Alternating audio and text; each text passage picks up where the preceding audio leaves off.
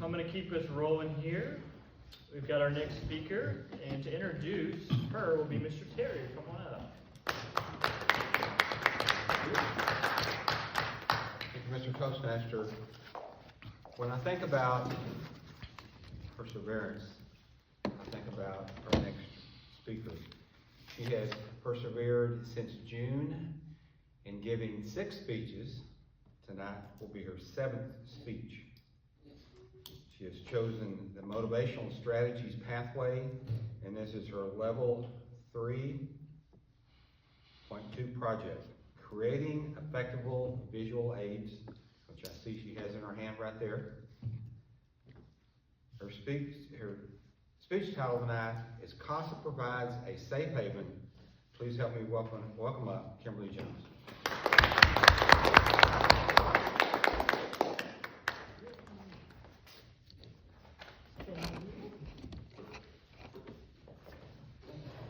Fortunately, I have a good-sized laptop.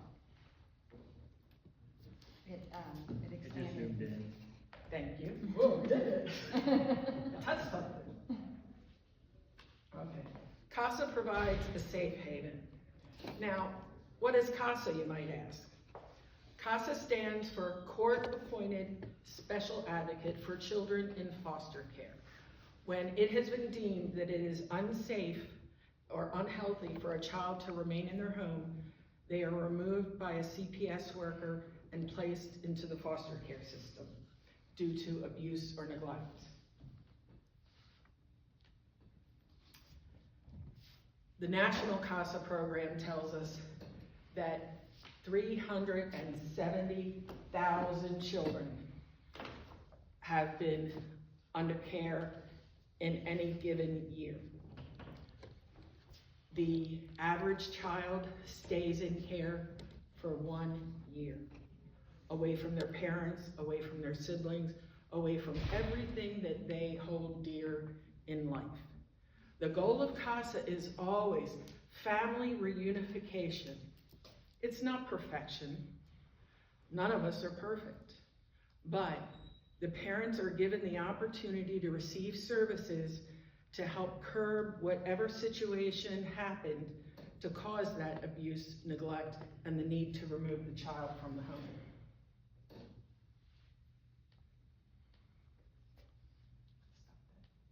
You can use your arrow. Okay, thank you. Here's something very interesting.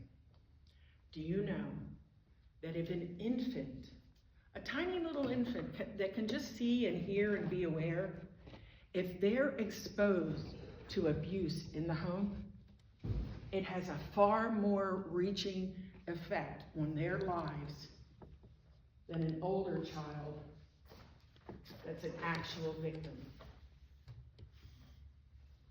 Here we have a young lady that's all bruised and battered. You can see that she's going to be hit. She's probably been yelled at. She has a better chance for success than that tiny little innocent infant that just heard and was exposed to this abuse.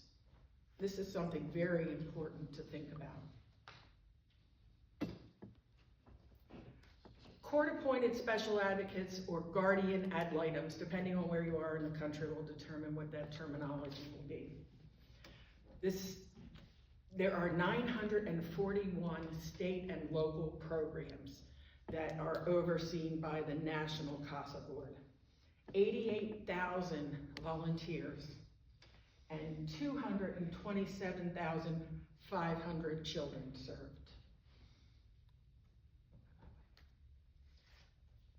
Can you imagine over 8,000 volunteers performing 547,924 hours of service in 1 year? 20,000 children served, but 31,000 children in care. There are so many people that get involved when it comes to a case where a child has been removed from their home. There is an attorney for each parent, and sometimes there's multiple parents, a couple of moms, a couple of dads. Each one has an attorney. There's an attorney ad litem for the child. There is a CPS worker. The foster care system has been privatized. It's called Our County, Our Kids, OCOK. They have a representative there. If the child is fortunate, they have a CASA, because all of these people are paid to provide the care that they give, but they are overworked, and invariably they are underpaid. And so it's very difficult to keep up with how many children and how many teachers and therapists and neighbors and family members, and you have to travel to try to get a hold of these people before their rights are terminated. It's a very arduous process. You must persevere. But the person that does it and that's doing it from their heart is doing it one-on-one. You get to know that child. You read their case file, get intimately acquainted with all the details. Then you meet that child, get to know them. Try to give them a sense of trust that you will have to earn by coming back month after month, because many a promise has been made and many a promise has been broken. But you are the consistent party in the matter. An average time of needing to be processed is 18 months. And a child could have 3 or 4 caseworkers in that time. It's a revolving door. And so that one-on-one care and trust between the CASA volunteer and the child is supremely important. And then you make recommendations. It could be educationally, it could be emotionally, it could be they need to get involved in sports. Whatever they need to make their life a little better while they're going through all this. It's collaborating with the caseworker, OCOK, OKOC, COOK, that's Cook, okay. Everybody involved, you're talking to the teachers, the counselors, the neighbors. And then you get to make a recommendation in court. We are so fortunate in Johnson County, we have Judge David Barkley, who loves children. And here in Johnson County, celebrating 20 years. There were 101 children in care as of the fiscal year 22-23. Currently 63, 55 are being served. That's only 87%. The state requires 80. That's not good enough for me. You can change a child's story because they are more likely to find a permanent home because an individual got involved and stayed the course with them. They're more likely to stay in school and less likely to return to foster care.